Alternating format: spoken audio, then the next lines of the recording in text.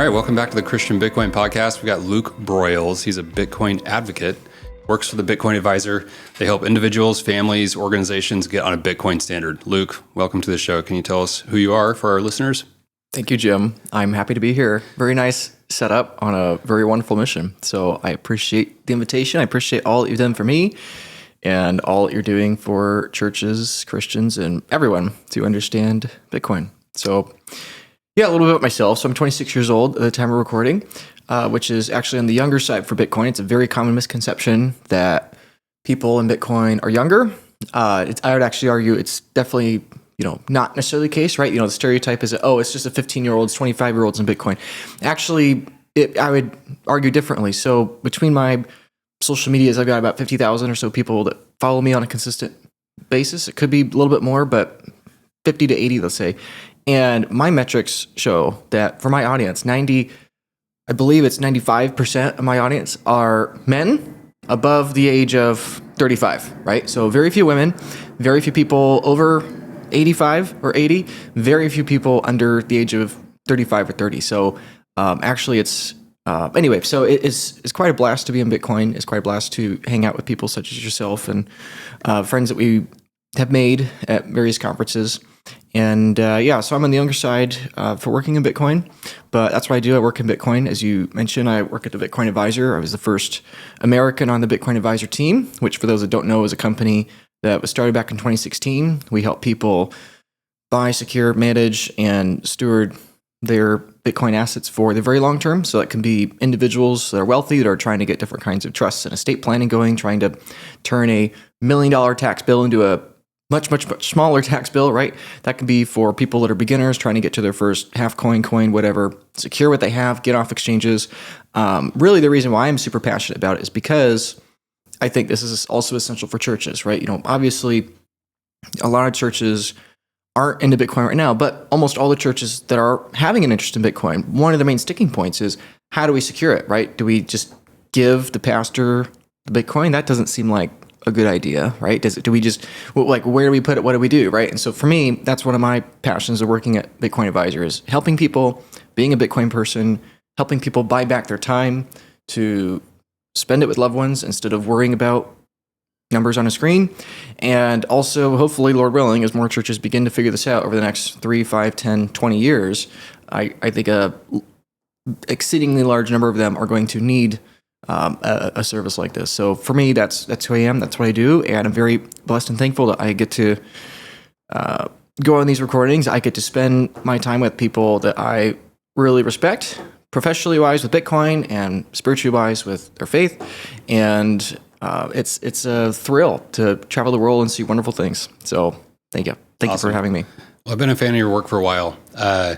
So for this interview, I kind of want to go through a few things that you've posted on social media and YouTube.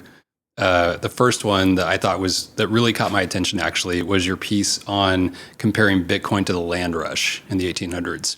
So it's kind of like the new or last frontier that we have. So can you kind of dig into that analogy for our listeners?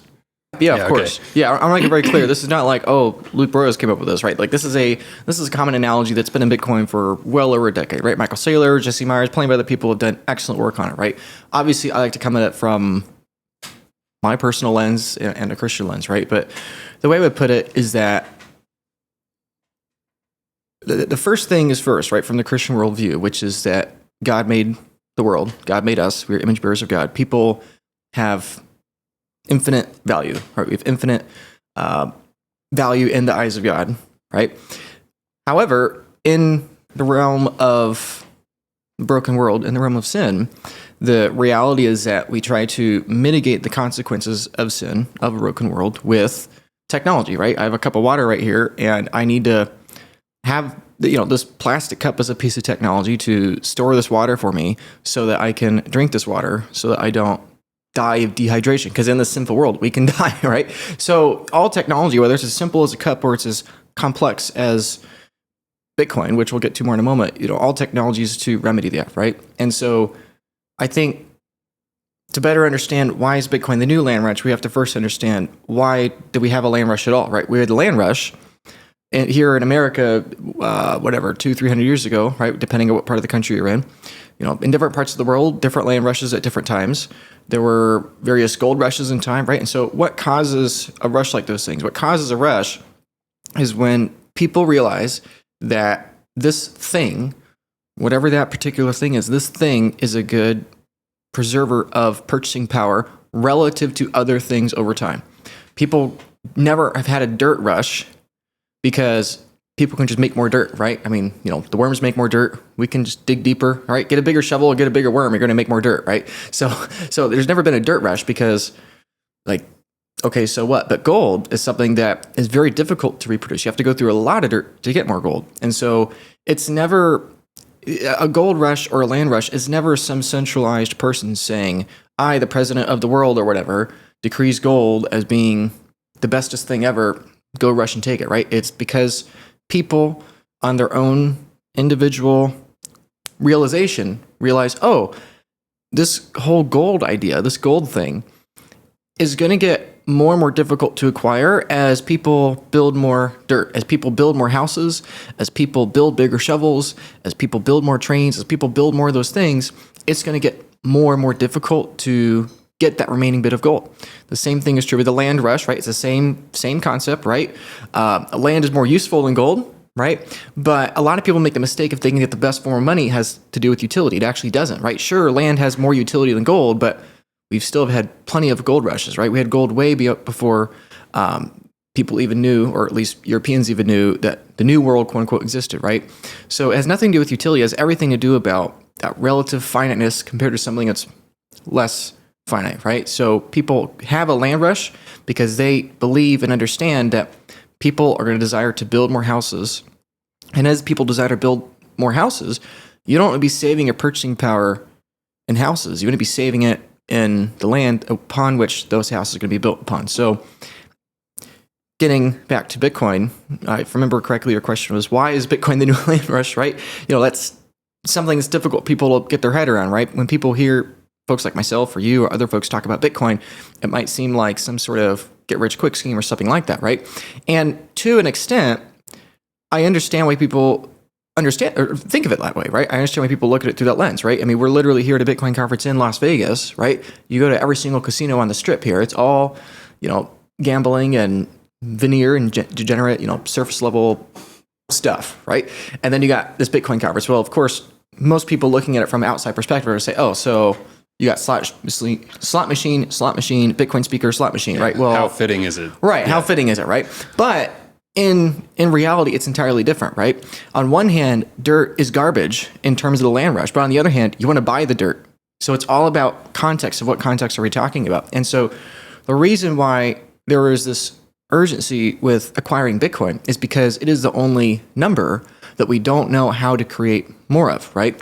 So, for example, we're able to have this conversation because people figured out a way to create a circle, right? Like, here's a circle, there's 10 different things in this microphone right here that had to have various circular mechanisms to work, right? This camera's got multiple circular lenses, right? People are watching this on a device, right? The development of the wheel, right? Like, we only were able to make that because we discovered the math to make it, right? Even before we could write out 1,000 numerals of pi, right? We figured out, if this thing doesn't have corners, it moves better and longer and farther than a square or a hexagon or an octagon, right? And so it was that principle that gave a better tool and helped us build more, right? And so Bitcoin is just a number on a screen. And people that look at that and say it's a bad thing, they're not wrong. Bitcoin has no utility value. You can't eat it. You can't drink it, right? But that doesn't mean it's not with that value, right? I can't eat or drink this cup. It's plastic. It's, if I try to eat this whole thing right now on camera, it's probably, it'd probably kill me. I don't know, maybe it wouldn't, but, but that doesn't mean the cup is without value because it's providing me something that does have value, right? And so and by the way, this cup is a circle too. I just realized that. But my point here is that Bitcoin is just a number. And the people that look at it like a speculation or like a scam or like a crazy thing, they're not wrong. There is no utility value. It is just a number on a screen. But what people forget, again, to put in context, is that Every other form of money you've ever used is also just a number. Your credit card bill is just a number. Your bank account is just a number. Gold, in principle is just a number, right? If you're going to go out and buy a certain amount of land and own that land, you effectively own a number. You own a number of square inches of dirt someplace, and so you can exchange that for somebody else, right? With gold, you're effectively buying a number. You're buying a percentage of all the gold in the world, right? If there's 100 million pieces of gold in the world, and you're buying one of those pieces of gold, the utilitarian people would say, oh, well, that's because it's intrinsic value and blah, blah, blah. But it's like, well, you can't eat gold, right? And so you're actually buying a percentage of a network that is difficult to dilute, right? So all I have to say is, why is Bitcoin the new kind of land rush? It's because it is the only digitally native number that people have ever invented/discovered that has not been able to be copied. And so what that means by default is that for all money that is, or for all economic purchasing power, let's say, that is digital in nature, Bitcoin eventually inherently will and must absorb all of it, because everything else is the dirt. Bitcoin is the gold, right? Even if Bitcoin doesn't grow, everything else, just by the fact it can be reproduced and therefore will be reproduced, even if Bitcoin doesn't gain a single new user ever, eventually it's still going to be worth all the money in the world, because all the other numbers in the world, all the other digitally native numbers can be diluted. And so what a lot of people unfortunately do is they get stuck on, well, how does Bitcoin work? What is it? I don't get it. It's just a number on a screen and all that. And that's all really important for people to understand. But at the heart of it, people have to, frankly, most people have to trust, hey, we don't know how to make more Bitcoin, right? The asset class is worth $2 trillion. If this guy, if one of us knew how to make more of a digital number on a screen at a push of a button, I mean, you're a pretty good guy. I would like to think I'm a pretty good guy, but if you gave me a $2 trillion button, I think I'm going to press it, right? And so, all I have to say is that... Of course, if you did that, the value would go to zero. But... Right, exactly. Well, exactly. In reality, that breaks down, but, you would still get rich in the process as it goes all the way down, right? But that'd be what I say to answer your question, is that the question being, why is Bitcoin the new land rush? It's because a rush happens when people desire one thing in context of something else. And Bitcoin, a digitally native number, in terms of all other digitally native numbers ever, that is infinitely the more difficult thing to reproduce. And so therefore, everything just will trend to it. I think it'll take a long time. But people that own a share of the Bitcoin network, by default, also own a share of every other digitally native economic system, because all those will trend to Bitcoin. And so that is the quote unquote value proposition of Bitcoin, is that Bitcoin is about 0.5% of the world's wealth. And so effectively you're able to buy America for 500 times cheaper than what it is, right? You're able to, for every dollar you buy in Bitcoin, you're effectively buying an additional $499 worth of other non-Bitcoin assets in the world, which is the cool thing. The trade-off is that you might have to wait 30 years, but or 50 or 20 or whatever it is. But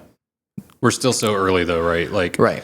In the land rush, we would be in the early 1800s still almost. People feel like we're in the 2000s or something. There's nothing left. Yeah, well, people look at Bitcoin and they see it as a digital number, right? Again, it's all about perspective, right? They look at it like a digital number and they say, well, that digital number just keeps going up and up and up. There's no intrinsic value. There's no cash flows. I don't get it. The rush must be over.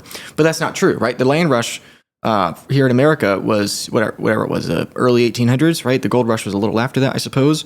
And yet gold has gone up 50% this year, right? It's like, if you told somebody from 1800 that, hey, the gold rush is too late, sorry, instead of picking up a 2-pound gold ingot, you're going to pick up a half-pound one. Sorry, you're too late. Dang it.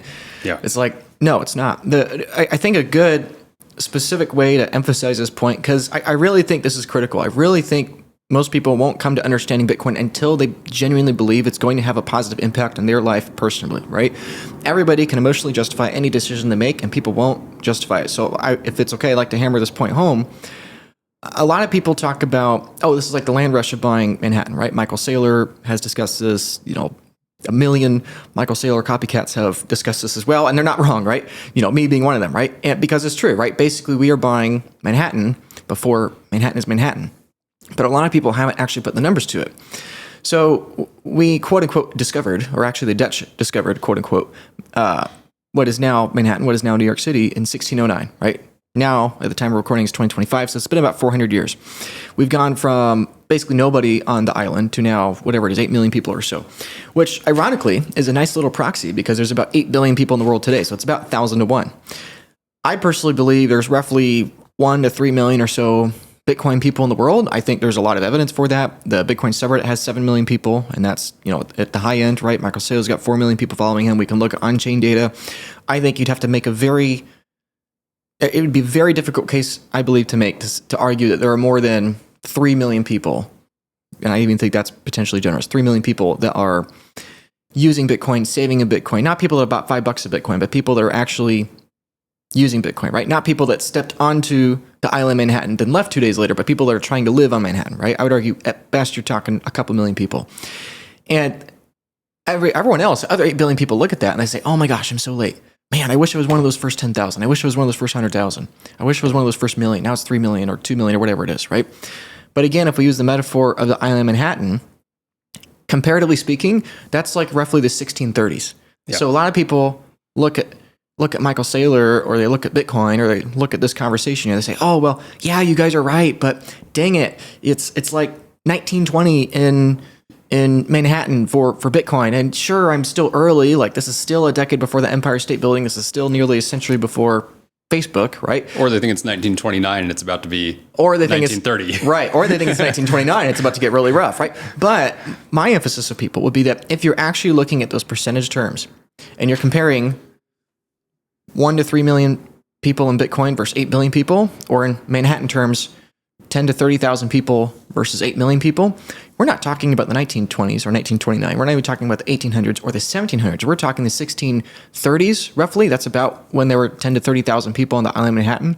For context, the first hotel wasn't built until the 1640s, right? This was still New Amsterdam. It wasn't even called New York City, right? This is a swamp. Right. So Bitcoin today is not like early 20th century New York City. It's not even American yet, right? It's not even American because it's not even British because it's still Dutch, right? So as much as you or me or other people can be the hyper bullish Bitcoin people that genuinely believe Bitcoin's going to hit $100 million or $1 billion, like within our lifetime, and I'm talking like purchasing power, right? I genuinely believe that.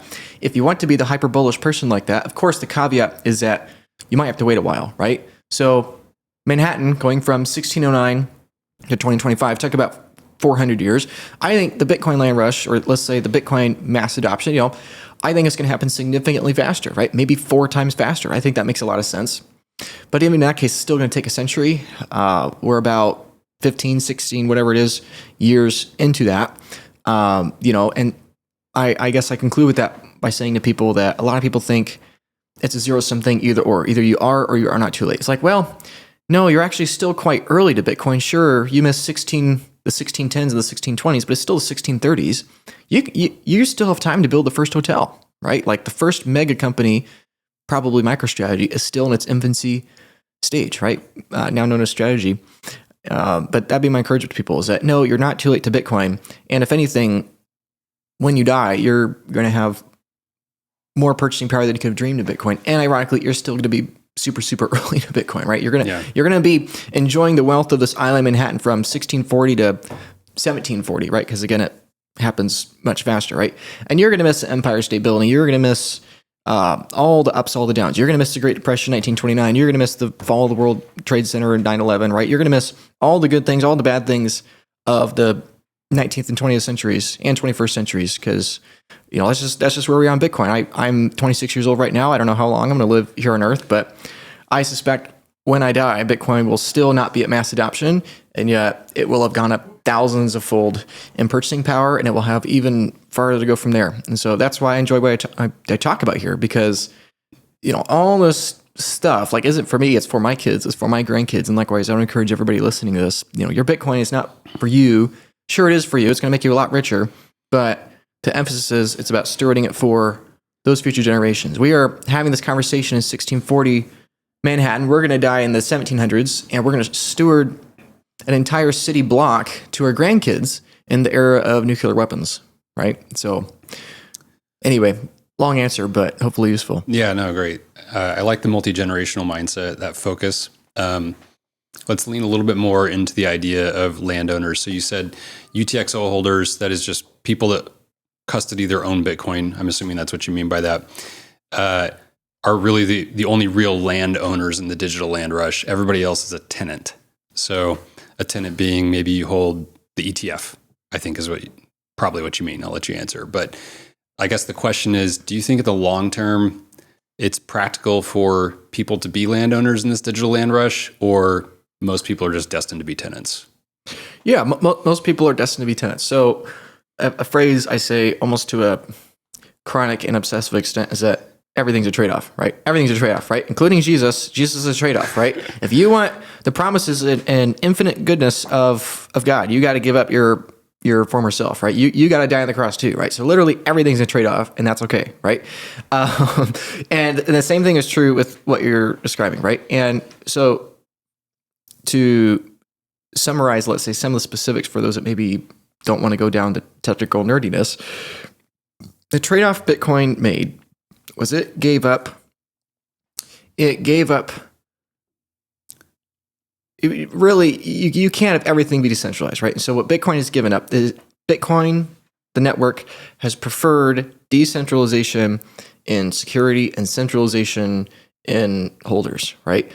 This is, for those that don't know, highly encourage you to study the block size wars, highly encourage you to study the works of Adam Back, Jimmy Song, and many other people from that era that have a lot of great articles, a lot of great readings and everything, right? And this is what a lot of other digital numerical systems, this is the wrong trade-off they made. They made a different trade-off, right? They chose, oh, well, everybody can be an owner at the base layer, but the problem is that if you do that, then you can't have everybody have that decentralized, right? And so what Bitcoin, the trade-off with the Bitcoin network is that it is highly secure, it is highly decentralized. You can have the data of the entire transaction history given to everybody, but the trade-off you have to make is you have to limit the size of that data. You can't have everybody have a pile of hard drives, right? You have to have it compact. You have to have it usable by everyone. The trade-off is that it is not debatable. Most people will never have base layer Bitcoin. And a lot of people would like to argue with me on that. A lot of people do argue with me on that online, and people are fine to have their own opinions. I think that's good, right? To have disagreement, but it is, a lot of people unfortunately have the idea that, oh, well, that'll get fixed, quote unquote, later, or that'll change later. I'm telling you, no, it will not. It is a trade-off. Maybe more people will use it, but it is a tremendously small number, right? For context, how many transactions can go into the Bitcoin network in a given year? I believe it's 200 million or so. I think it's like 400,000 a day or something. Right, about 400,000 a day, 200 million a year. Okay. Well, that sounds like a lot of transactions, and it is, but for 8 billion people, it's nothing, right?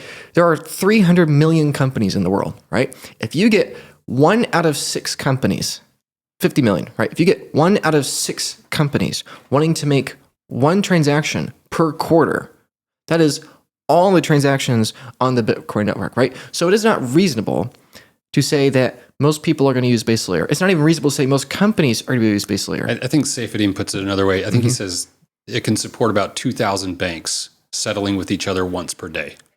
Yeah, that's another great way to put it, right? Yeah. So we are talking a very small number of companies, banks, governments, wealthy individuals that will ever make an on-chain transaction, right? The metaphor, getting back to Manhattan, the metaphor is that if we are genuinely in the 1630s Manhattan era, you cannot economically justify building the Empire State Building when you don't even have enough people on the entire island to put in it, right? It is nonsensical. Not only is it not productive, it is counterproductive, right? These are people that in the technology of their time are struggling to build a 4-story or 7-story hotel made out of wood. They're not going to build a 100-story building out of steel, right? And so the way you can verify what I was saying earlier about how early you are to Bitcoin is by verifying that so few people are using the base Bitcoin blockchain, right? We are so early to Manhattan that it is not economically profitable yet to build a 2-story building made out of wood, right? And so it is an inevitable fact that if you want to have 8 million people living on this island someday, on this island Manhattan, they cannot all have a 2-acre farm, right? They just can't. It's not physically possible, right? You have to build up.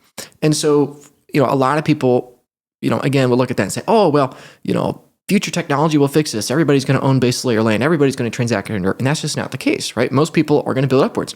And that doesn't mean that, oh, they're second-rate citizens and I'm better than you, right? It's like, this is not the case, right? The nicest penthouse apartments in all of New York City and arguably the world are in the tallest parts of that tower, right? So, I'm not saying, oh, it's the first-class, second-class citizens. I'm just saying there's trade-offs to both, right? And so in regards to Bitcoin, right now we're so early to Bitcoin, most people are still developing sideways, right? Like there's still free land in the north, right? Hey, let's just sector off that entire, few square miles or whatever and call it a central park, right? We're building to the north horizontally, going outwards on Manhattan. We're not yet at the point where, hey, we've exhausted horizontally, let's build upwards now, right? We're in the Homestead Act of the land rush, where they're just giving land away for free. It's like, hey, go west, young man, expand horizontally, conquer the territory, then once the territory is monetizable, now we can justify building upwards, right? And so the same thing is true with Bitcoin. UTXO holders, what does that mean? For those that don't know, that was referring to unspent transaction outputs. That basically means just chunks of Bitcoin, right? It could be bills in your wallet. It goes in your wallet, right? It can be a Satoshi, it can be 10 Bitcoin, right? Likewise with gold. A UTXO, quote unquote, for gold is either any chunk of gold, whether that's a pound of gold or that's a flake of gold, right? It's any chunk of it, right? And so with Bitcoin, most people just won't be able to have that. I do believe people that have self-custody Bitcoin, people that do actually own the underlying asset, are going to get preferential treatment compared to every other person out there, right? As a simple example, the specific example doesn't matter. What matters is the point I'm making. But as an example, it's like my clients at Bitcoin Advisor, they're able right now to get various kinds of loan products available to them at 5% interest. Whereas if people go to some sort of counterparty risk place, they're having to pay 15% interest, right? Now, why is that the case? It's because there's an underlying here. There's less risk because you own the dirt, not the 32nd story penthouse atop of the dirt, right? That is the thing upon which everything else is going to be built, right? The base layer of Bitcoin is upon which everything else is going to be built. And so I would strongly encourage people to take self-custody and own the underlying, not only because it is lower risk, but because it is lower risk, you're going to be able to get more Bitcoin because you're going to get preferential treatment, right? The person in New York City with $100 million worth of raw land is way richer than the person with the $100 million penthouse apartment. One of them can be torn down. One of them can be rehypothecated. One of them can change. The other one can't, right? The penthouse needs the land. The land doesn't need the penthouse. And the same thing is true with Bitcoin. Most people, not 90%, not 99%, more like 99.9% of people are never going, or 99.8, 99.7, roughly speaking. Let's say there's maybe, there's maybe 20 million people that have base layer Bitcoin. I don't know, maybe that seems a little high, right? But even if there's even 20 million, that seems a little high. But even let's say 20 million, 1% of 8 billion people would be what, 80 million. So 20 million out of 80 billion would be 0.25%, right? So, okay, so roughly 99.75% of the world's people is never going to use base layer Bitcoin. And that is exceedingly optimistic, assuming 20 million people use base layer Bitcoin, right? That's assuming a rough 10x from where we are today in on-chain users, right?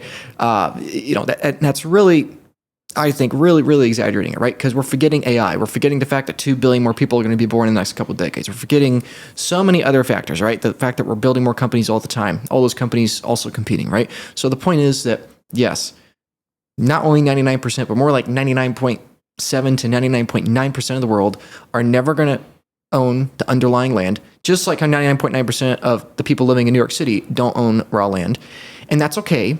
And the opportunity and the curse of people watching this is that the opportunity here is that you right now have the ability to be in the top 1 in 1,000 people on the planet and owning Bitcoin if you can make a single Bitcoin transaction. Most people will never make a single one. And so if you have the ability to pay that fee and acquire that on-chain Bitcoin and put it in some sort of secure location where you can manage to hold that and not have it taken from you over the next 50 years, if you can do that, then you know that you're going to do very well, right? Just because it's a trade-off, right? Not everybody can be early enough to have on-chain, right? I think this is one of the best proofs of how early we are, right? Right. I mean, if the far future is 2,000 banks can do one settlement transaction between each other per day, and that's it. And nowadays, any random person can buy some Bitcoin and do a transaction for a couple dollars. What is a $100 billion settlement between a couple banks worth? Not 14 cents. In the future, right? Right. Yeah. And so it's like that's the difference is we're still slogging around in the marsh, and you can see the future where there's the Empire State Building. But I think, okay, so this is kind of what gets... Could I add one more thing? Yeah, sure. So another way to put it, the reason I say 14 cents. So in 2009, when Bitcoin's first made, it was free to make a transaction, essentially, right? Not technically, but it was... It burned some energy, but... Yeah, it was a millionth of a penny or whatever, right?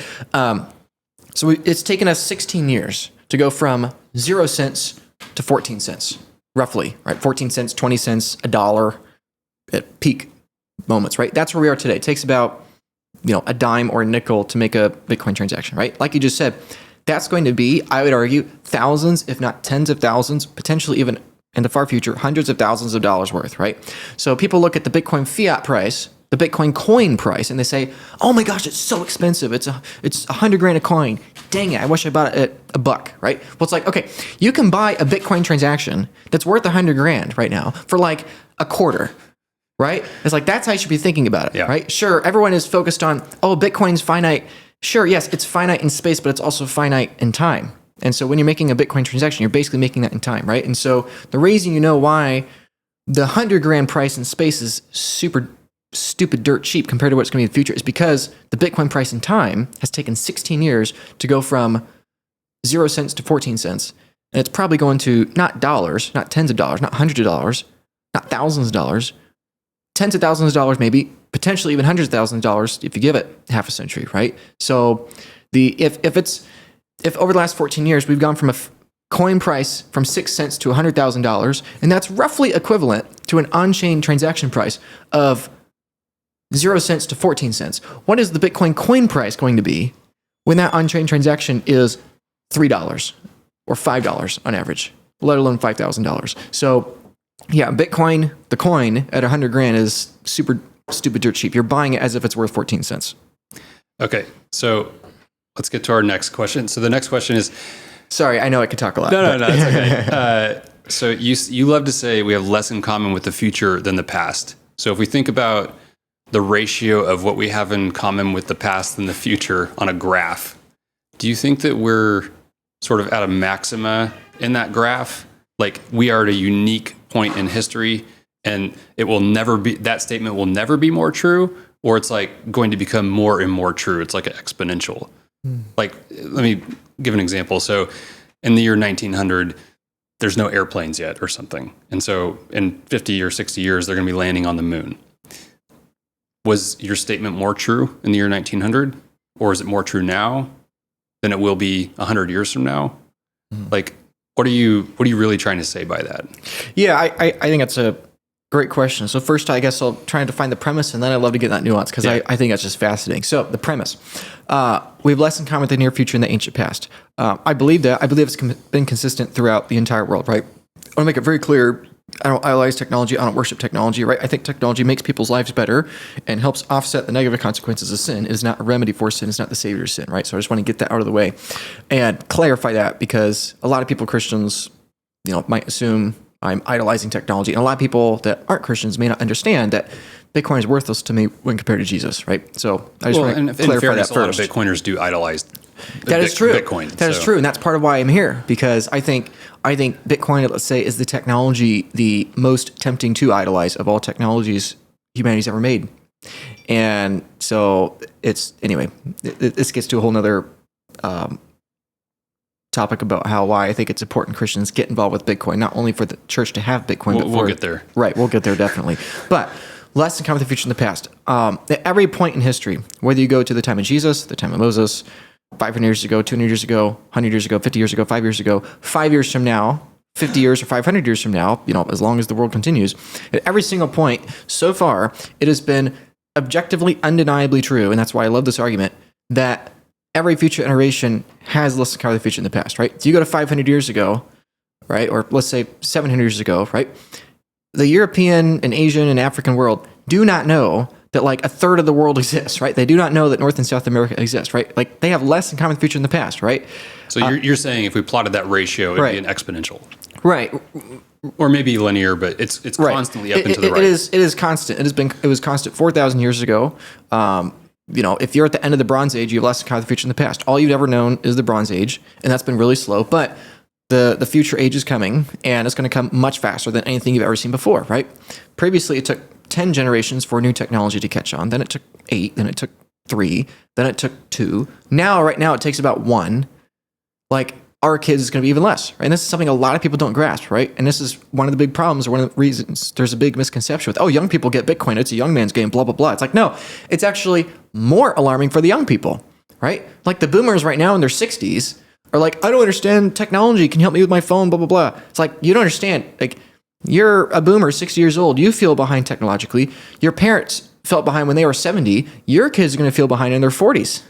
And their kids, your grandkids, are going to feel behind maybe even in their 30s, right? Like the rate of change is accelerating. It was multiple lifetimes, then it was a few lifetimes. Now we have crossed the threshold where it's within one lifetime. And either pretty soon, if not, we're already there, it's going to be in the time span of a single career, right? And when does this stop? I don't know. But I do know that at any point in the past, 4,000 years, 5,000 years, at any point, if somebody said it's going to stop at this arbitrary point, every single time they've been wrong. And so to me, I think there's only one of two scenarios. Either scenario one is that it stops or it doesn't stop.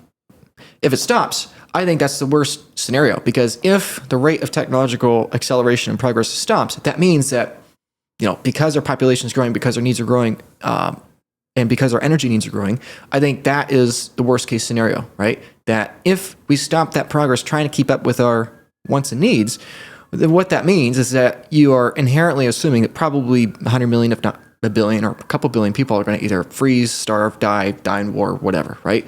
So it is the more optimistic scenario to assume that the rate of change is going to continue. And what that means is that the world as you know it is a ticking time clock that's got maybe 40 years left, right? And this is something a lot of people that look at Bitcoin don't understand, is that they look at Bitcoin and say, oh yeah, but Luke, you're talking about Bitcoin going $100 billion. That would only happen if the bond market were to collapse and the world as we know were to end. Yes, like the world, that should be your assumption. The world as you know it, technologically speaking, is going to end, right? This era of the iPhones and the podcasts, all that, like the world as we know it, whether you're an optimist or pessimist, is going to end. Hopefully it trends to the optimistic way where it becomes obsolete and updated with new things that are more efficient. But that, I think, is a really useful framework for all things, not just Bitcoin. So the people that are saying, well, hey, the dollar system and the United States, this has been around for decades, maybe even a couple hundred years. Like, why are you telling me this time's different? It's going to change now. And it's like, you're saying the script is flipped. They're the ones that are actually making this surprising claim. Right. The burden of proof is not on me that I have to convince you the future world is going to be unrecognizable today. The burden of proof is on you to convince me that the world 50 years from now is going to be entirely the same, right? But convincing people of that is hard to do. Right. But this gets to a really key critical point. This is why people don't want to look at that, because you inherently have to face the reality that everything you know is going to change. It's terrifying. Right? Like, before the internet, in the telegraph age, your base case assumption should have been the telegraph as we know it is on a timetable, and eventually this is going to be obsoleted by something that's new, right? The same thing was true with... We're all buggy whip manufacturers. Right. The transportation, communication, everything, energy, everything was totally different, right? At the turn of the 20th century, this was a major global concern in the scientific community, was that of nitrogen, right? They were like, we're running out of nitrogen in the soil, billions of people are going to starve, and, maybe we should... this is basically the climate change crisis of 100 years ago, was that we're depleting the world's agriculture, like we're starving ecosystems, and we're going to kill half of the world, right? If we keep farming at this rate, right? So your assumption should have been the world as we know it, we've less account for the future in the past. Either we're not going to figure this out, half the world's going to die, or we're going to figure this out, we're going to have the Fritz Haber process, we're going to introduce nitrogen back into the soil, and everything's going to be fine, right? And so that should be people's base case assumption with everything with money, with everything with technology, is that the world as you know it, your assumption should be the world as you know it is gonna end. And either that's gonna be, if we're talking specifically the dollar, either that means it's gonna be some new kind of the dollar or new kind of American political currency that usurps that, right? We've already had whatever it is, 3 or 4 different standards within the dollar system, right? And a lot of people don't know that. So either we're going to have a new 5th iteration or whatever, or we're going to have something entirely new, which is Bitcoin, or something else we can't even conceive. But the assumption that the world 50 years from now is going to hum along as if nothing's changed, I think is ridiculous. And I think a lot of people, sorry to keep going off so many tangents, but I think a lot of people would say that, oh, this is different because you're talking like a technologist. This isn't technology, this is money. And a lot of people, and it is quite funny that people view it that way, because as the world becomes more and more and more technologically dependent, it only gets more and more critical. You think like a technologist, and try to figure out where the puck is going, because that's what really matters. So I don't know if you can go to your next question, but I'd love to actually finally get to the specific question you asked of is that an exponential or is that declining? You can answer that part first, then I'll give a follow-up. So I think the fascinating thing is I think there's like diminishing returns, right? So to go from $100 of net worth to $100,000 is a way bigger change than going from 100 grand to $1 million. And that's a bigger change going from $1 million to 10 million, from 10 million to 100 million, $1 million to $1 billion, right? Like quite literally, neither you and I are a billionaire, or at least, I don't think, right? Or at least not yet, right? No. But we both have the same iPhone as Jeff Bezos, Elon Musk, right? And so sure, at any given point, you could say on the quote unquote exponential curve of wealth accumulation, sure, you can say you've less in common with the future than the past, right? Like if your net worth is doubling every 4 years, let's say, right? If your net worth is doubling every 4 years, sure, every iteration you less in common with the future than the past, right? But in terms of your lifestyle increase, there's relatively diminishing returns, right?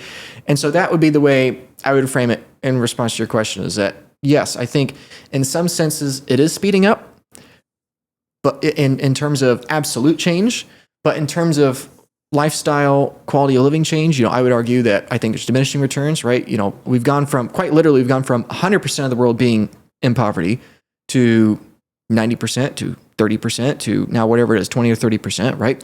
So obviously, like there's diminishing returns, right? Like we've helped the majority already not become super, super poor.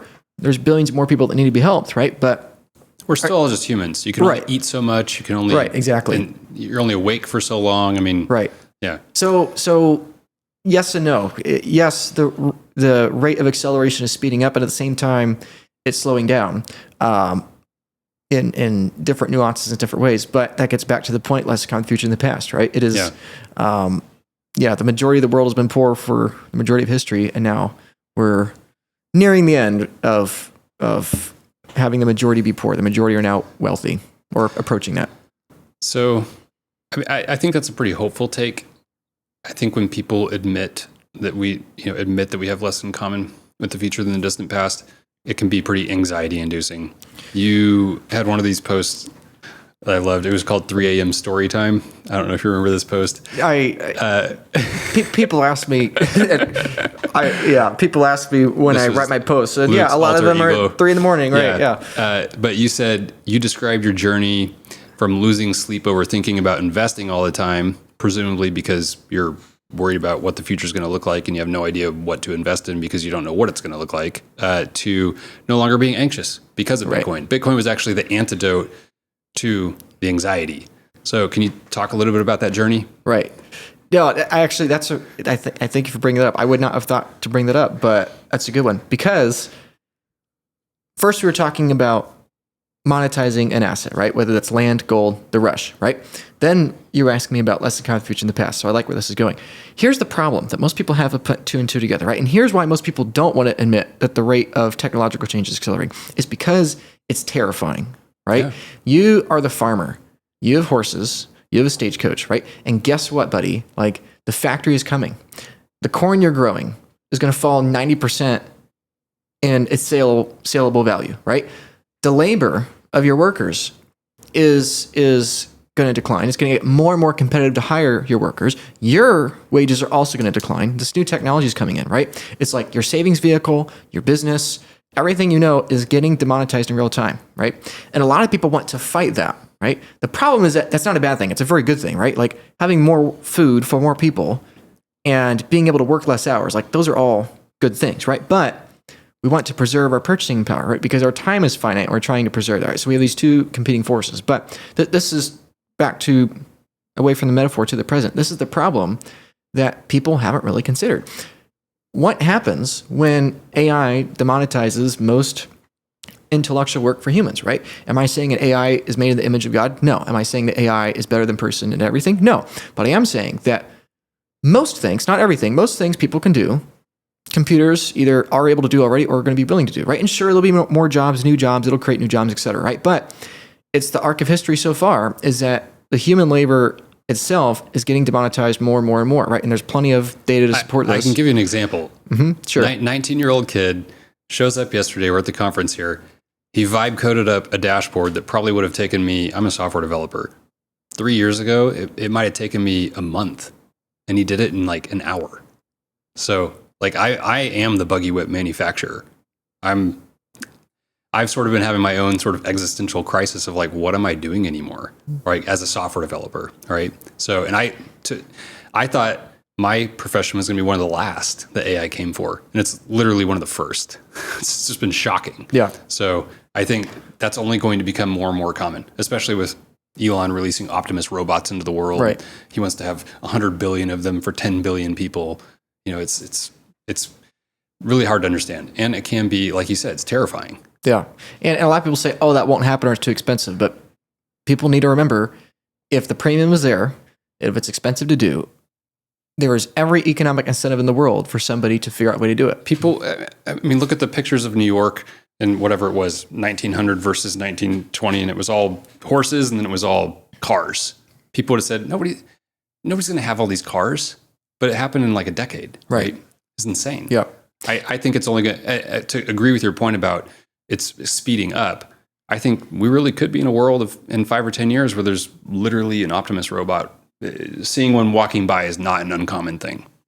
Yeah. So and a lot of people say, oh, well, Jim, that's crazy. 5 years, you're nuts. Okay, well then so what? It's 8. Yeah, exactly. Like, what does it matter? You know, like we've crossed. Even if it was 20. Right. Even if it was 20. Yeah. Right. It's like the children in first grade today are going to graduate high school to jobs that don't yet exist. And they're training for jobs that are not going to exist. Yeah, you're a software developer, boohoo, you got your job taken away from you. We can always still be plumbers and electricians. It's like, no. Yeah.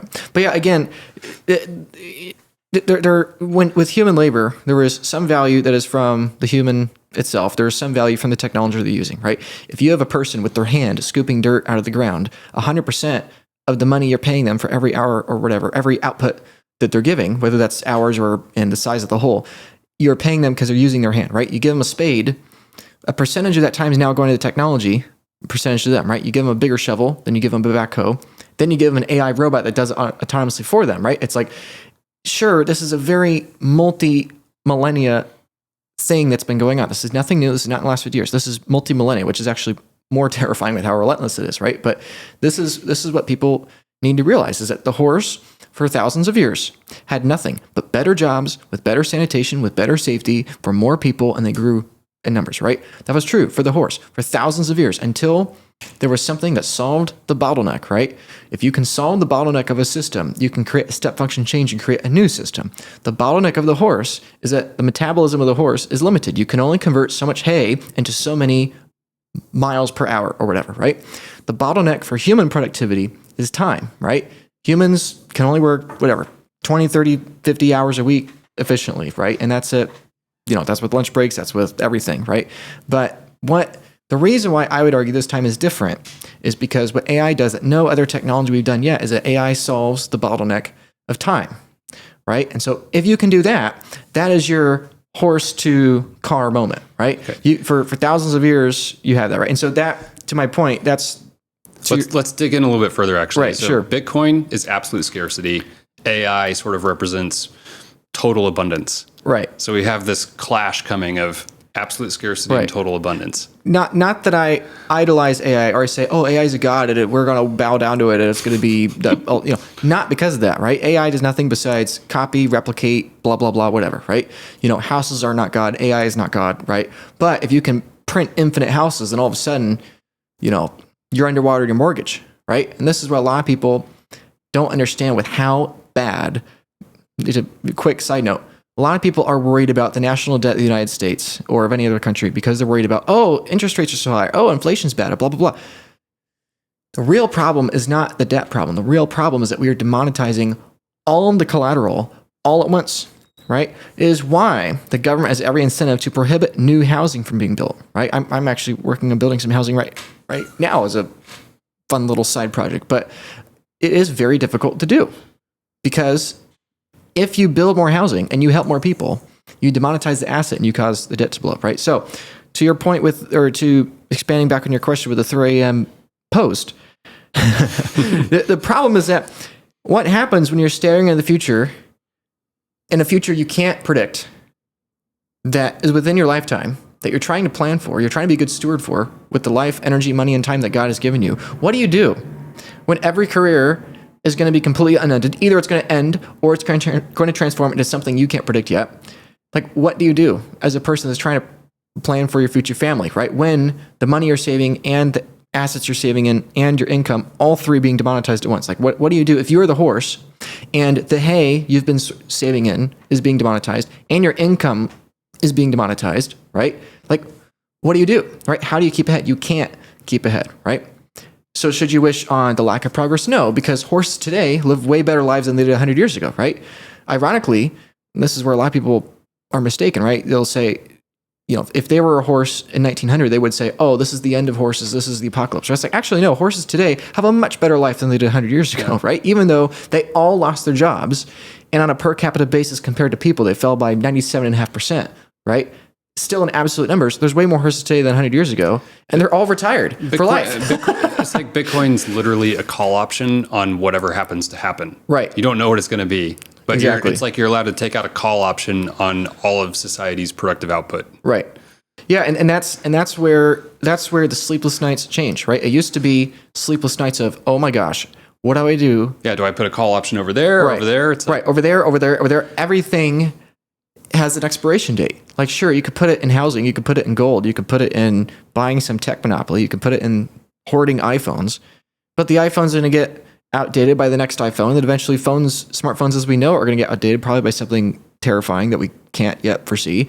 All those other things have an expiration date. As long as people keep building more stuff, they keep moving more dirt, they're going to get more gold. They keep, building new iPhones that eventually some smart whiz kid somewhere that's probably 5 years old right now is going to build something better than a smartphone, the next Steve Jobs or whatever, right? And so basically what Bitcoin is that it is something without utility we don't know how to make more of, which is what makes it best money. A lot of people think, oh, it doesn't have utility, that's bad. It's like, no, if it has utility, yeah, people will build more of it. You want 100% monetary premium. Right.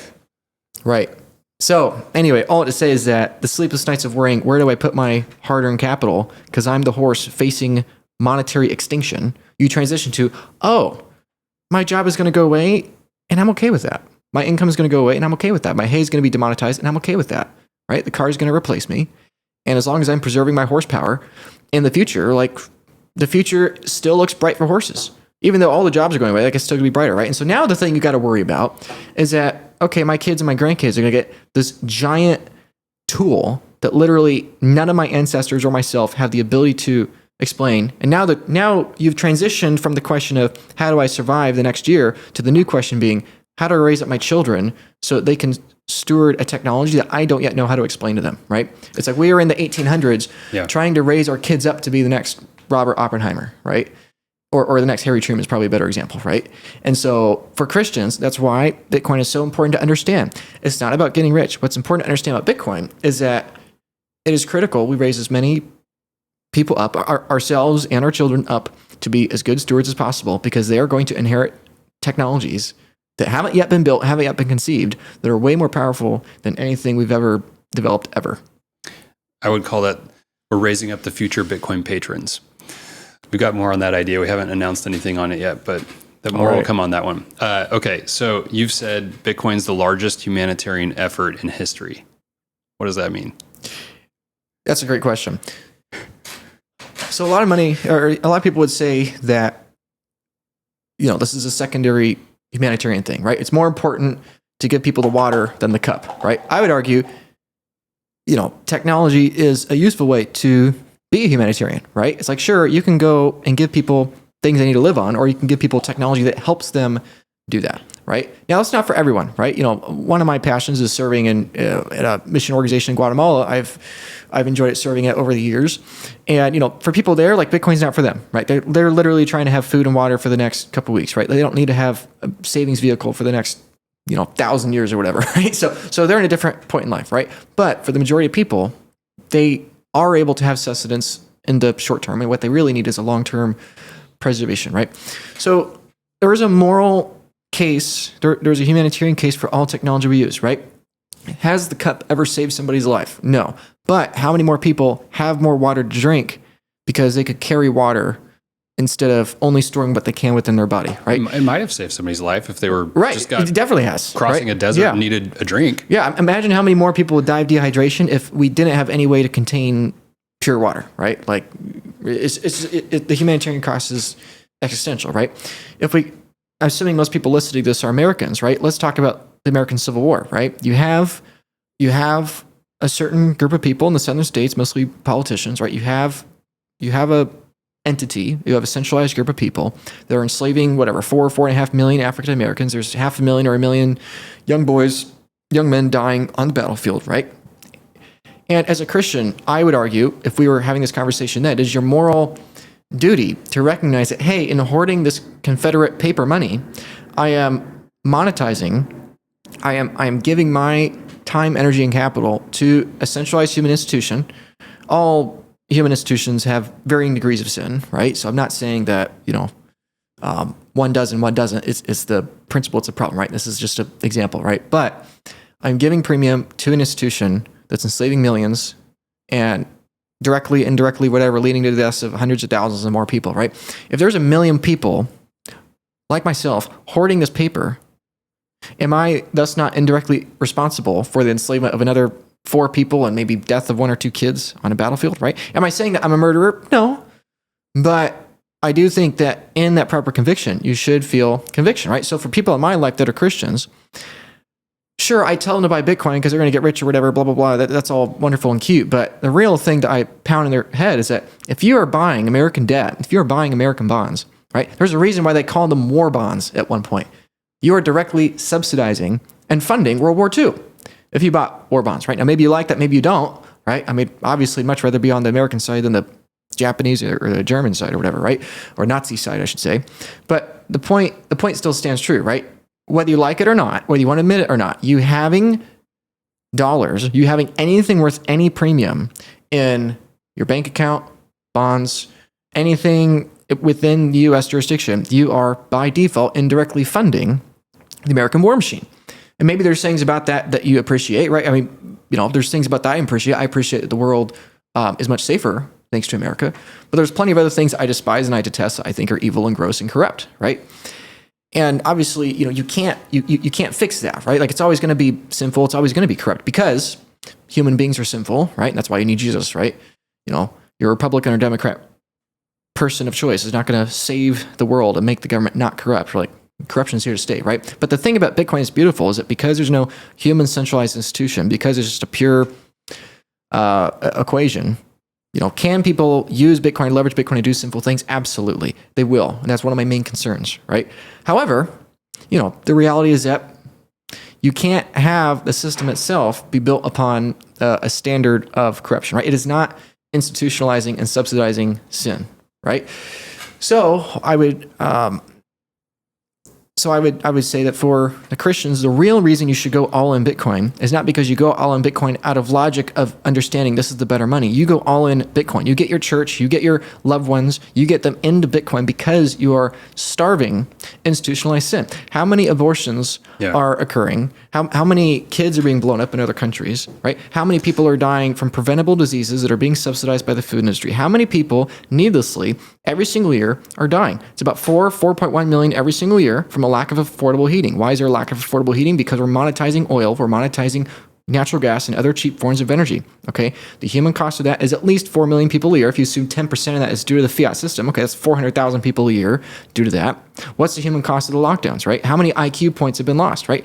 hundreds of millions of IQ points have been lost every single year. 800,000 kids a year are dying from lead poisoning, right? Most of that is due to government corruption and inefficiency, and fiat currency is the single point of failure. It is the bottleneck. It is what causes or subsidizes, I should say, the inefficiency. That sin causes it, but fiat subsidizes the inefficiency, right? So if it's 4 million a year from a lack of heat, if it's 6 million a year due to pollution, if it's millions a year due to heart disease and bad food and cancer and corrupt things and toxic chemicals, probably like even in this plastic cup like I just drank from, right?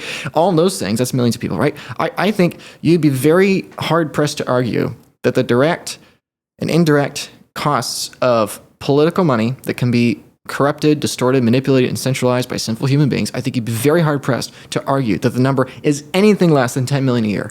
I think it is way beyond 10 million a year, but I think it'd be exceedingly difficult, right, to argue it's below that number, right? So if the human cost of having political currency is 10 million people a year, right, then how is it not the greatest humanitarian effort of not only the 21st century, but therefore the entire human history, the entirety of human history thus far, to adopt it? And it makes perfect logical sense, right? What is the fastest way to help the most people, economically, right? Again, there's a spiritual component too of bringing people to Jesus, right? Which I don't want to say is separate, but we're talking economic, we're talking humanitarian, right? And that's why I say that. I don't necessarily say it's the largest evangelical movement in history. That's why I say humanitarian. But I think in absolute terms, in terms of the number of lives that are going to be saved or spared, people will never even know of why or how they were spared. People are very quick to focus on the thing that's disastrous, that seems outside their control, right? The car accident that kills a couple of people, right? People are very slow to discuss the things that are just seen as normal, right? But the problem is that the way that the world is now is that many things are normal that shouldn't be normal and are killing vast arrays of people. And so I genuinely believe not only is Bitcoin going to hundreds of millions of dollars, but I think with the efficiency and the starving of institutionalized corruption and all those things, more economic prosperity for more people, I think it's the greatest one. I mean, all starvation today is a result of various kinds of government tyranny or inefficiency, right? We have more than enough food, right? We're wasting 40% of our food here in America, right? It's like, it's not, people say, oh, it's the capitalist pigs or it's this or that or whatever. It's not that. It has everything to do with the fact that we have varying kinds of things, right? 100 million more people fell into varying degrees of starvation or nutrition inefficiency because of the lockdowns, right? I don't want to get political with the lockdowns, but people want, again, everything's a trade-off, right? And people want to pretend that, oh, let's shut down the world. That doesn't have any consequences. No, it actually does. Maybe you save lives. Maybe you do. Maybe you don't. But let's say you do. Okay, what, Mr. Politician? What is your decision? How many American lives do we have to save from a disease and shutting down the world? Like what's the ratio here, right? 3 kids getting malnutrition in some foreign country because we shut down the world, right? Sure, we get one less new iPhone, they get less food, right? Like what's the ratio here? Like, what are we talking about? And everything has a trade-off, but I would say that the trade-off of removing human beings from the throne or chair of power for political currency and turning currency apolitical, I think the trade-off for that is worthy, and I think it's noble. The trade-off is going to take many years, and many more people are going to die in the process of getting there. And all this, by the way, is barring the extreme fear-mongering scenario of some sort of degree of global war, some sort of degree of, cybernet killer AI drones or whatever, right? And I think if we continue down the fiat path, that is the only route, right? If you're demonetizing everything in the world, and the only thing that matters is who has the biggest gun, you have every incentive in the world to build a bigger gun, because the person with the biggest gun controls the biggest AI with the biggest and most powerful technology. So not only do I think Bitcoin is the greatest humanitarian cause in the history of mankind, because we are reducing the amount of needless, preventable human death and suffering from a lack of efficiency, I think we're also doing the most effective thing we can do to demonetize the wars of the future, right? And this is why I say, not only do I think Bitcoin's the greatest humanitarian cause of the 21st century, but the reason why I go to these Bitcoin conferences and I'm obsessive about this, and I love and respect the Bitcoiners so much, even the ones that, aren't believers, really bond over it, is because basically I think we're effectively fighting World War III just 30 years in advance. And if we're successful, nobody will ever remember that we did that, right? And so that's what I'd say. I don't know what the number is. Maybe it's 100 million, maybe it's 1 billion, maybe it's 10 billion. right? But there is a stupidly large number of lives that we are racing towards and are going to die from preventable, human-caused means. And maybe Bitcoin doesn't prevent it. It won't prevent all of it, that's for sure. But what is the greater lever to prevent that? I don't know. I don't think there is one. All right, let's bring it home. That was great. Last question. You've said fiat money distorts people's energy in an evil and even satanic way. So in the context of what you were just talking about, are we sort of setting up Bitcoin disrupting fiat as a spiritual battle or spiritual warfare? Well, this is, yeah, man, you structure your podcast well. I need to learn from you. So, yeah, this has flowed very nice because in light of that, this is my new concern, right? My new concern is that Bitcoin is so successful that we subjugate ourselves to a new form of slavery, right? Because this is something that people that maybe aren't Christians don't want to admit because it's uncomfortable, but everyone is a slave to something, right? Sure, in coming to Christ, you become free, but you become a slave to something new. You become a slave to Christ. To the people that want to be self-sovereign and independent, that, you know, many of them being Bitcoiners or hardcore libertarians, right? That sounds pretty offensive. Oh, I don't want to be a slave to Christ. I want to be my own thing, blah, blah, blah, whatever, right? That's pride, right? You know, that's why Adam and Eve ate the fruit, right? You know, that's the fall, you know. Probably shouldn't go in your way, buddy, right? But the same thing is true with Bitcoin, right? You are a slave to fiat money. You work hard for fiat money every day, your whole life. You don't even know what it is, right? And then you find Bitcoin, and Bitcoin sets you free, and it's wonderful, and it's beautiful. Truth sets you free. But the reality is that you then become a slave to the truth. People in Bitcoin, I'm much more of a slave to Bitcoin than I ever was a slave to fiat, and I love it, right? I'm much more of a slave to a healthy diet now that I have, thank God, compared to an unhealthy diet I had years ago. I was a slave to my unhealthy diet, now I'm a slave to my healthy diet, right? And so a lot of people... It's a joy being a slave to Christ. Right, exactly. And that's my point, is a lot of people view slave only as bad, but the reality is that if you're a slave to truth, that is infinitely better than being a slave to sin, right? And so whether it's Jesus, whether it's Bitcoin, whether it's any kind of truth, capital T, lowercase t, whatever, any kind of truth, you know, we're all slave to something, so it might as well be truth, right? And so my point here is that I think Bitcoin is such a strong attractor of focus, attractor of energy, and I think it's going to save so many lives. I think Bitcoin's going to be the most attractive idol for people in the future, right? Because it is the closest thing people have to universal religion. In fact, I would argue probably more people are going to come to Bitcoin, or Bitcoin's going to be more universal than Jesus in the future, right? I think there'll be more Bitcoiners and Christians at some point.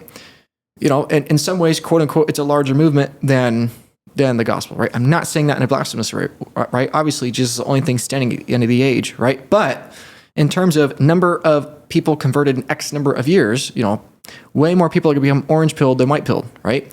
And so my point in saying all this is that throughout all of human history, we've continued to progress to different kinds of slavery, right? Going back to the American Civil War example, we went from, let's say, the slavery era, where people were literally in, you know, balls and chains and, you know, whipped, right? Went from that kind of slavery to a new kind of slavery today, which is the fiat system, right? The fiat slavery, right? Where, yes, black people and everyone else, by the way, is also a slave to it, right? We have continued to go from smaller global populations with more barbaric forms of slavery to larger global populations with more subtle and more roundabout forms of slavery, right? And so my question, and I don't know this for sure, but my question, and the reason why I like to make this point, especially to the Christians, my question, my concern is what happens if Bitcoin frees us from the slavery of fiat, and in that freedom, most people then choose to subjugate themselves willingly to a new kind of slavery, which is just their whims and their temptations, right? Basically, you turn the whole world into Las Vegas, right? On a very light kind of way, right? Like what happens if... Especially in a AI abundance future, right, where it's exactly, you can have anything. Right. When you can have anything, you can have any fantasy, any desire, anything. You can just plug in, you can desensitize yourself, right? It's like, you know, the smartphones, right? It's a great example, right? People complain about, oh, the smartphones, oh, it's so bad. We got to do something. We got to have rules. We got to have regulations, right? But it's like, keep in mind, the iPhone is this genesis of whatever's coming next, right? And sure, the iPhone, the smartphone has freed you. You are free to communicate with literally anybody in the world, all you want, right? Like, to me, it is crazy. You know, I send so many texts and emails and communications today, it makes my head spin, right? You're free to talk with everybody, but now you're a slave to this thing, right? And so that is my greatest concern, I would say, from a not because Bitcoin is such a massive humanitarian force at expanding global productivity and saving lives, etc., then what is the trade-off? Because everything's a trade-off. And I fear that the trade-off of that is that we're going to get to a world where everybody's rich, everybody has everything they could ever want. And so what everybody does, or at least most people, is they distract their lives away into trivial, frivolous things, and they don't come to know Jesus. And that's why it's critical for Christians and churches, which I know is your main focus, and it's one of my main focuses too. That's where it's critical Christians and churches get involved with Bitcoin ASAP, because we have less in common future in the past. And you can get involved with Bitcoin, and you're going to help your church preserve your purchasing power way more than any other asset in the world. Everything else is getting demonetized dramatically, right? If you buy a percentage of the Bitcoin network as your church, you're buying a percentage of the future, right? Imagine giving the apostles of ancient Rome the ability to buy 1% of the 20th century, right? Should they put all their money in that? No, probably not. Like, you got to serve the poor that are alive here today, right? But it's not a bad idea to own some of the future, right? Obviously, God owns the entirety of the future, but God's also asked you to steward, right? And to steward for that future, right? That's why people are saving. People are always saving for the future, right?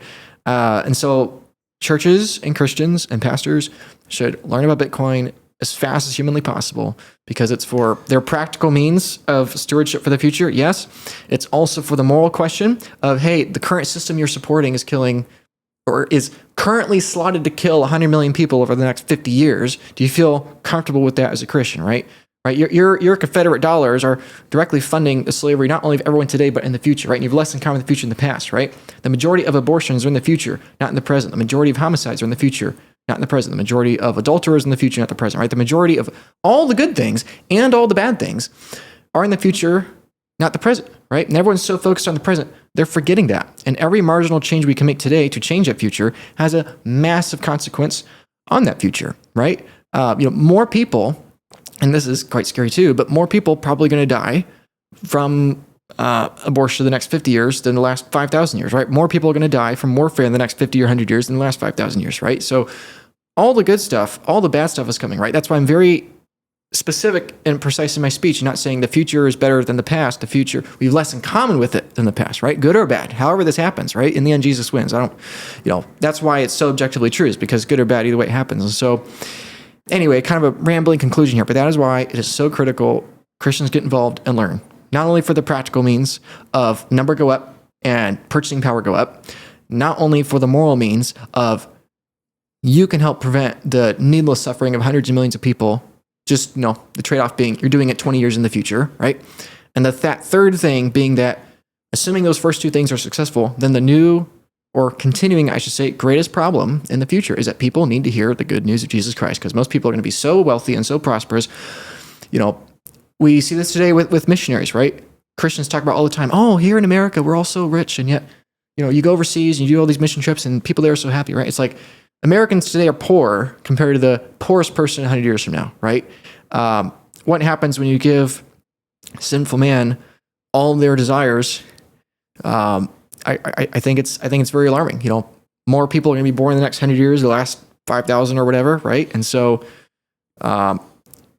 it is a duty, command from Christ to go and love the nations, go and love all peoples. The largest empire in the history of mankind is going to be the Bitcoin empire. It's not America today. It's not Rome 2,000 years ago. It's going to be Bitcoin country. And so you better pivot your church. You better pivot your organization to be ready for the empire. This is the largest empire in the history of mankind. And that empire is going to need the most evangelism of any empire in human history. And so I want the largest share of Bitcoin possible to be Christian. So that's my encouragement. That's a great encouragement. I would add to that, to the truth-seeking Bitcoiner out there, it is good and right to fix the money, and possibly it may even fix the world. But in the end, your soul will be laid bare, and you will still have to come to grips with your sin, and it won't ever fix that. Amen. All right, Luke, how can people find you? Can I add to that? I have to add to that. Yeah, okay. I mean, the funny thing is that I meet a lot of people in Bitcoin that are really passionate about the truth and want to pursue the truth, but haven't yet figured out Christ or reject him or whatever, and I still love him. I still respect them so much for all the reasons I've been talking about for an hour or whatever, right? But to add to your point, the funny thing is that Bitcoin's existence proves that people need Jesus, right? Like you are a Bitcoiner. You are willing to admit you are not morally worthy or omnipotent enough to be God, to be a monetary God, right? You can't run the ledger. Right. If you can't run the world's money, what makes you think that you can run the world's morals, right? If you can't run your own money, what makes you think you can run your own morals, right? So, the entire presence and need for Bitcoin is evidence of a sinful world. It is evidence of your own sin. And you're a Bitcoiner, so you're humbling and admitting yourself, right? I don't promote Lukecoin. I promote Bitcoin, right? This is one of the things I love about Michael Saylor. Michael Saylor, sure, he promotes his own thing, but really he's advocating for Bitcoin, not Saylor Coin, which is his stock ticker, right? Bitcoiners are really, really humble. And so as a dose of optimism for the Christians out there, Bitcoin people are so open, in my experience, so open to hearing the gospel because they have just made one of the biggest changes of their life. For the first time in their life, they have admitted, I am not worthy of being a monetary God. What else am I not worthy of being God about, right? And when they realize that they're not worthy to, when they realize that they are not a worthy master of being a slave to themselves and instead they should be slave to Christ, that's a really moving thing. So yeah, thank you for having me on. I appreciate talking about this. Of course, I hope we get to do it again. People can find me online. People can find me on Twitter, now known as X. People can find me on YouTube, other social medias. Feel free to. And the Bitcoin Advisor, right? Right, and the Bitcoin Advisor. If you are an individual that's trying to preserve a large amount of Bitcoin, whether that's a tenth of a Bitcoin or 100 Bitcoin, doesn't matter. We can help everybody. Our main goal is to help people stack more Bitcoin. So, so people want help with that, I'm happy to help. In particular, if it's a business or a church organization, I think we'll definitely be of help there because it makes it possible. We can help with that. So people can reach out to me there. I give out my phone number, email, everything online. So there's no excuse to not reach out to me. I do my absolute best to keep up with everything, which is increasingly hard to do because we have less common feature in the past. And that's why I do what I do, because I won't be able to do this forever. And hopefully other people will carry the torch.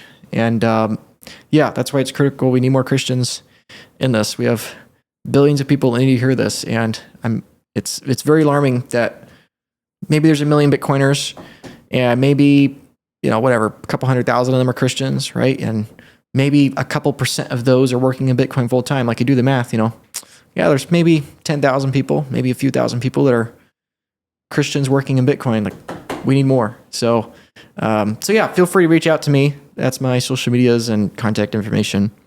And thank you, Jim. I appreciate it. Thanks for the time, Luke. Keep up the good work.